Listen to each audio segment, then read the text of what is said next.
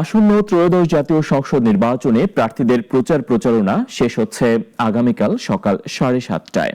আজ দিনভর ব্যাপক গণসংযোগ করেন প্রার্থীরা। নির্বাচনী এলাকায় ভোটারদের দৃষ্টি আকর্ষণ করে এবং সমর্থন পেতে পাল্লা দিয়ে প্রচার চালান তারা। প্রতিনিধিদের পাঠানো তথ্য ছবিতে জানাচ্ছেন শাশ্বতী সরকার। প্রচারণার শেষ সময় তুমুল ব্যস্ত সারা দেশের নির্বাচনী প্রার্থীরা।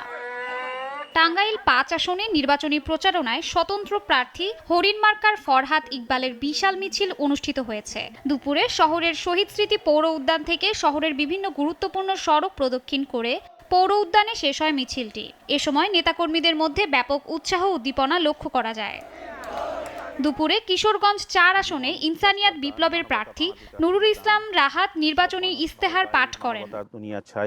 চট্টগ্রামের শহীদ মিনারে নির্বাচনী ইস্তেহার ঘোষণা করেন চট্টগ্রাম 9 আসনের গণসংহতি আন্দোলনের প্রার্থী হাসান মারুফ রুমি।